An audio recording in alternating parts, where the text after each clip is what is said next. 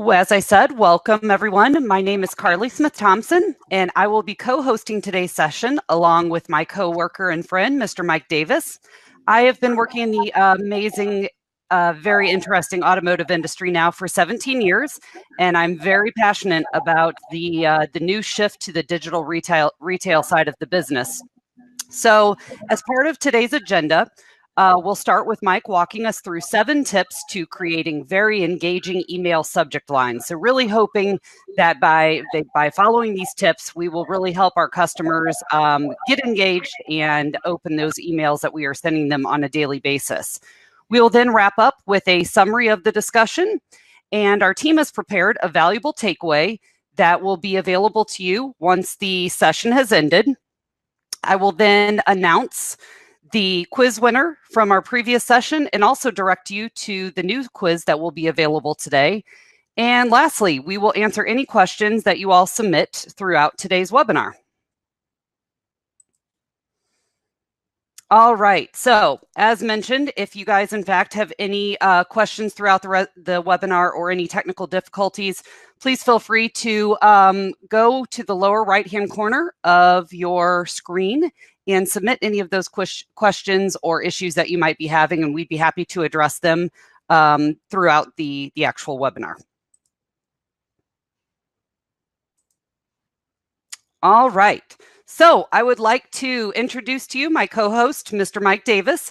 He is our manager of the dealer operations analyst here at Merritt's and brings a wealth of knowledge from his 15 years in the automotive sales, consulting, and marketing business. And I might add here that he is that one guy that you want to bring to your next trivia night because he knows a little bit about everything. So Mike, tell us, what can we do to get these customers to open our emails? Thanks, Carly. And, I actually have a trivia question for you here to start. So thanks for that tee up. Dang, I should have prepared. So if you were going to spitball a number at me, what percentage of emails do you think consumers delete based on subject line alone? What percentage out of 100? Maybe about 15, 20%. Yeah, that's probably where I would have figured it as well. It's actually a lot higher. It's 69%. Almost 7 in 10 emails are deleted based on subject line alone. Wow. What I find fascinating about that, and what I think this really tells us, is that the subject lines are probably undervalued in terms of their importance in the automotive space and probably all marketing spaces across the board. We spend a tremendous amount of time and energy and resources putting together great, compelling email content that is designed to get our users to interact with our brand, designed to get them to visit our website, submit leads. Obviously, that's one of the ideas with our eBlast program, but also just reply back and submit, communicate with us and make sure that they're setting appointments. So if we do all that work, if we're spending all that time and energy and resources developing great first response emails or follow-up emails, but then at the end of the day, we have a non-engaging or boring subject line, customers will delete us 7 out of 10 times based on that alone. So that included here with some other statistics I think are great to start off with on why this is so important to pay attention to our subject lines across the board. So first one, average number of emails received per day. When I saw this research come back, I took a look at this and said, there's no way. I know I get a lot of emails. I don't think it's 100 in a day. So I did a little exercise where I covered up my delete button for an entire day. And yeah, easily 100. I easily get over 100 emails a day. I just don't realize it because I'm so tuned to just deleting senders that I'm not interested in engaging with. I'll call them somewhere between solicited email and spam, but easily 100 emails a day. And I'm sure that many people get a lot more than that. 47% of emails are open based on subject line alone. That makes a lot of sense if you think about it. If you have an established relationship with a person, they may be looking at the domain, the sender that's coming from, and that can factor in their decision. But if they are focused on the subject line alone, only 47% of emails are open based on that. 26% of emails with personalized subject lines are open. That's actually a really high rate, higher than your typical marketing email message, which is usually in the 5 to 10% range. So adding that adding that personalization to the email, which we'll talk about, that's one of our 7 tips here. That does a great service to getting your customers to open your email message. And then, like I said, 69% of emails are reported as spam based on subject line alone. So that can tell you a lot right there. If we're not thinking about the importance of our subject line, it can really bite us if we're not paying attention. So my hope today is to walk you through 7 tips, seven pointers that we have that we've established through our collective research here to make sure that you're maximizing the use of subject lines in your email marketing plans to customers. So number 1 is keeping your audience in mind. Now, this may feel like it's a little obvious, right? We should always be keeping our audience in mind when we're responding to, our audience. But more specifically, what we need to do is be a lead detective. We need to look deep within our CRM, find out specific information from that customer. What are they specifically interested in? So that we're responding in kind. We're giving them answers to questions that they genuinely have. The prevailing knowledge here is that not all customers are created equal. And if you go on your website and you look at the lead form on your website, there's probably more than one option that a customer can pick. There's I would like to schedule an appointment. I have a question about this vehicle. I want to schedule a test drive. I have a question about financing. There may be half a dozen or a dozen drop downs or selections that customers can pick. And that indicates that customers are interested in different things depending on where they are in the shopping process. So we wouldn't want to respond to all those customers with the same canned message. It just doesn't make sense. Customers are interested in different things. We need to read and understand what they're specifically interested in and respond with the specific information that they want, yes, but also a subject line that speaks to that. So, for example, if a customer is interested in a trade-in quote or a trade-in price or interested in scheduling an appointment, you wouldn't respond back with something that is entirely counter to that. So if they're interested in scheduling a trade-in appraisal, you wouldn't say, here's your quote. No, that's not what they're interested in, and that's going to miss the boat, right? So first and foremost, keep your audience in mind, and underneath that, I would say be a lead detective. Have a strong understanding of what customers are interested in. Next, step 2, personalizing our subject line. Now, we mentioned this in the statistics at the top there. Personalizing your subject line will get a greater open rate pretty much across the board. So what I would recommend is anytime that you are sending a price quote to a customer, make sure that you include their name in the subject line. It's a great way to get them to engage with you. It's a great way to cut through the clutter because so few email marketers really do that. And it helps you stand out. It helps you differentiate yourself from the dozens of emails that they're getting in the shopping process. And if you think about it, a customer who's your average customer, I think, submits leads at 2 to 3 dealerships before they commit to an appointment, which means that if you think of how many emails you send a customer in the first day, and think of how many emails your competitors are sending to that same customer, it's easily 10 to 15 emails that they can get just in the first day. So you're looking for anything here to help you differentiate yourself, right? And this is a great pointer to do that, is to make sure that you introduce yourself, but also start using their name. So we're personalizing the content to them. Next up, using targeted calls to action. This is a good rule of thumb for any advertising, but take a moment to understand what it is you want the customer to do when they open their email. Why should they bother with your email? What's the intent of it? If you lay out the next steps, such that the customer is interested in taking, is the best way to earn, obviously a response back from them. Lay it out pretty clearly, right?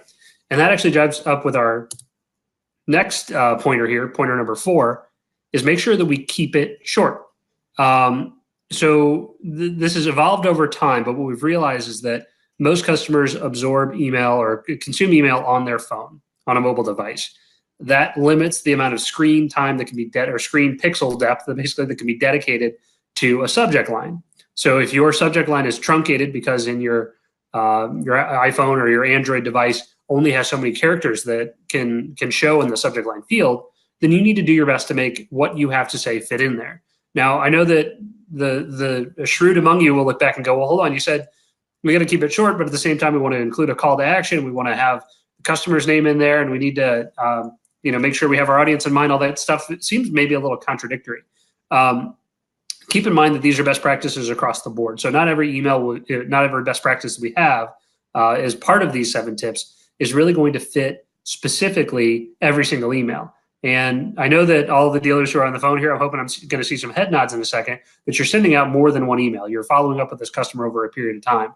So consider these best practices just things to adhere to over your entire lead management philosophy. So you may not be able to keep your price quote subject line under 15 characters, but you need to shoot to keep it as short as you possibly can. Remove redundant words, reanalyze what you're saying in your message, and see if you can keep it shorter and tighter so that it fits across the piece of glass that they're using to read your email. I think that makes sense, right? So step 5, avoiding spam triggers. In my analogy at the top of the hour, we were talking about, we spend a lot of time and money and resources making sure that we create great quality emails, which makes a lot of sense. But another thing that we're relying on is that the technology that we're using, our CRM, has a proper mail server that can make sure that this is delivered. That's another piece of that chain. We develop good content. We rely on our CRM to send it out. We hopefully send it out very quickly. But this is a thing that can inhibit us just as much as a poor subject line overall can if it's not deliverable in the first place, right? So our typical recommendations are avoid spam triggers, avoid using all caps. Don't use numbers. I know it can be a temptation to include $17,999 in the subject line because we think that's a great open rate, but dollar signs typically are a bad idea as well as numbers. And what we also see here is kind of a word cloud of all of our content on the right there that you want to avoid. Wonderful, awesome, clearance, emojis, any of that stuff we want to typically avoid. So next up, our 6th tip here is ask a question. There's a principle that people like to be in a position to help.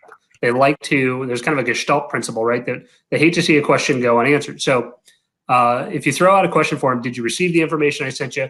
Should I stay or should I go? I think that one's a little more of if you're a Clash fan, you might appreciate that. Do you know this about your Altima? Do I have permission to close your file? Am I understanding you correctly? These are all great examples of questions that we can ask customers to incentivize them to reply back to us, because we like to help. Underneath it all, we're helpful beings, and we do like to help each other out. So asking questions is another really good tip to make sure that we're utilizing that, utilizing or taking advantage of that component of humans to reply back to us. Step 7 is creating a sense of urgency. Now, this one should be pretty obvious. We obviously want customers to reply back sooner rather than later, right? So what we want to do is make sure that we are talking about month-end incentives so that we can drive them to respond back. Now, this is a great tip for kind of broader email marketing, maybe beyond just the lead management space of responding to inbound leads on a day-by-day basis. This is a great step for using in your email marketing, your broad kind of e-blast marketing as well, making sure that you highlight when the sales incentives are going to end so the customers understand why it is that they need to act now, which I think makes a lot of sense, right? Ultimately, what we're trying to do is get customers to come to the dealership as soon as they possibly can, and giving them a reason why they need to do that right away. Have some great examples here that our team pulled together, examples of great engaging subject lines. I really like the one on the left-hand side there. Jane, here's the information I promised you. It's got a couple of our pointers rolled together. Number one, it's got the customer name, which I think is critically important. And then it's also got the what's in it for me, right? We're putting what's in the email right in the subject line, the information that I promised you. While not outlined as one of our pointers here, pointing out that it's information I promise you is also doing a great job of breeding trust and accountability with your customers, basically saying, I promised to deliver this to you, and here I am delivering it to you. It's showing that you're trustworthy and helping to build a rapport with customers that everywhere along the line, all down the line of, not just communicating with me via email, but visiting me in person at the store is going to be an exercise in me earning your trust and working to keep it. So love that subject line. I think it's a great one. Highlighting on the right-hand side there, our next steps. We recommend using that subject line to follow up, kind of after a first connection. It's a great way to sort of re-engage customers who've sort of fallen off after we've engaged with them initially. So I think that's a good one. Let's get started. You want to talk about a strong call to action. I mean, that one highlights it right there. That's a great subject line to try and get customers to engage with us. And then here's the information. Obviously, we have that right here. Here's the information. I promise you. Again, great subject line to highlight what the next steps are. So, in conclusion, I want to put these together for you, kind of our short and sweet list here. Number one, keep your audience in mind. As we said at the beginning, we need to make sure that we're being a lead detective, that we're understanding what it is the customers are interested in and responding appropriately to make sure that we have their interests in mind and we're speaking their language. Using targeted calls to action, very specifically eliciting the response that we want to elicit from the customers. Personalizing the subject line, that's kind of a number one with a bullet. We got to do that. And it makes a lot of sense to do it. Be specific about what it is you want the customers to do when they visit your show or when they communicate back with you. Outline what it is that you need. Make it clear who it's from. We didn't highlight this specifically as one of our steps, but we need to make sure that customers understand where this is coming from, that this is information they requested from our dealership. Keep it short. Need to consider mobile consumption of emails and how the impact that has on the length of subject lines and the truncation, so that we can keep it kind of short and sweet, make sure that it appears on their mobile device. Stay clear of spam filters, of course. Don't use any crazy special characters or emojis. I've seen some marketers do it with a limited degree of success, but I would say unless you absolutely know what you're doing, don't use an emoji in a subject line. Ask questions of the customer to try and elicit their feedback and get them to answer questions.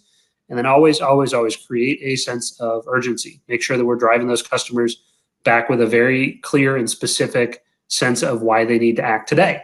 So there's our tips. With those 7 tips, we're hopefully empowering you guys to build great templated emails and first response emails and e-blast emails that have impactful subject lines that customers will open. Now, this is a numbers game more than sales in general is, of course, a numbers game, but this very specifically is a numbers game. So what I'd recommend that everybody do is crack open your CRM reporting and get a sense of what subject lines are working for you today and what subject lines are not. And make a benchmark before you wander down the path of changing all your subject lines like we just recommended that you do. Know what's working today. And if you change stuff, benchmark against that. See if your changes have helped you or if they're working against you.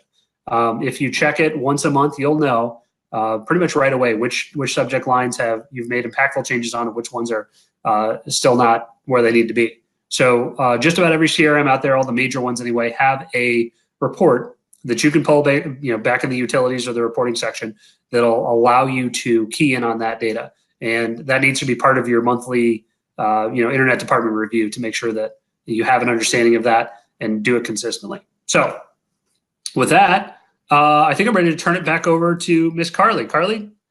All right, Mike. Thanks so much. Those were really, really valuable tips, and I hope everybody else felt the same way about that. So we have created a really valuable takeaway. I like to call it a cheat sheet. That will be a follow-up from today's session. And it really just takes you through many of the best practices that Mike shared with us today. I also want to mention that this is a great resource for you to share with your team at the dealership or anyone at the store that's in communication with your customers. Make sure they have a copy of this, keep it on their desk. I think that this would be very beneficial when communicating with the customers, that they can verify that they're utilizing all these best practices within the subject lines. This document is available in our DealerPoint virtual community, and it can be accessed at dealerpoint.opmax.com. All right, so if you are not already a member of our DealerPoint online community, I really recommend that you go and check it out. So DealerPoint's a really kind of intuitive, robust portal. It is available 24/7, and I've checked it out several times. It's very, very user-friendly. We've gotten really good feedback that everybody's really liking the tool and the ease of getting around and navigating. So this platform contains a comprehensive library of on-demand materials that you can go and download at your leisure. And it allows you to view all of our previous webinar sessions in case you happen to miss one, Or even better, say you have someone come on board, a new hire, that you need to bring up to speed very quickly. It's a great way for them just to go through some of our sessions and tools and bring them up to speed very quickly. Also, as a member of Dealer Point, you will receive a comprehensive monthly mystery shop. This is a mystery shop that actually analyzes communications with the customer from the email, phone, chat, and text communications that we're looking through the eyes of the customer. We're analyzing how the customer feels or sees in those communications. Is the quality there that the customer would be expecting? Are you answering the questions that we're submitting in our inquiry, things like that? This is a really useful tool, obviously, to hold your team accountable there at the store and making sure that everybody is following the processes that you guys have put into place when you communicate with your customers. Also, Dealer Point has a knowledge base that gives you access to resources that are basically categorized by the essential elements of lead management, phone skills, digital marketing, goal setting, as well as how to enhance your overall customer experience. And lastly, within Dealer Point, you can take our quiz from today's session. This quiz gives you the chance to win a $25 prize. And as I mentioned, you can access that through dealerpoint.opmax.com. And speaking of prizes, we have a winner from our previous session. Congratulations, Travis Dixon, Buckeye Ford. Thank you for attending our Stop Saving Deals and Start Mastering Opportunity session. You are receiving a $25 Amazon gift card. So thank you so much for your participation. And I encourage everybody to please go to Dealer Point and take the quiz from today's session. All right, so questions. We've had a couple come in while we've been doing our session, Mike. So let me see what those look like and see if you can give us some insights.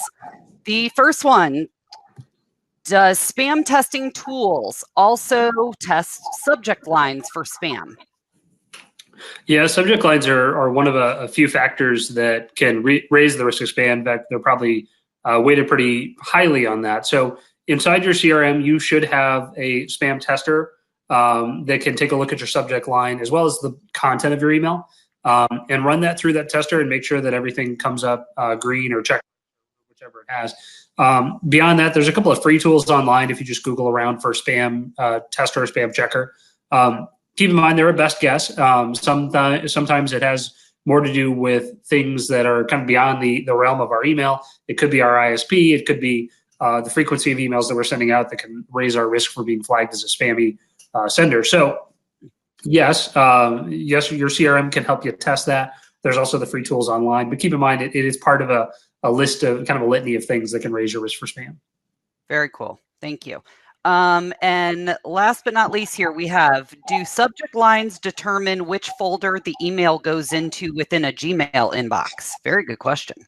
Yeah, so another very similar answer. Yes, sort of. Subject lines can determine also the relationship that your inbox has, your CRM or your mail server inbox has with that customer's inbox or with that ISP or with that mail provider. So there's a couple of factors in there. So it is one of the factors. If you have very spammy subject lines, it'll definitely not going to help you.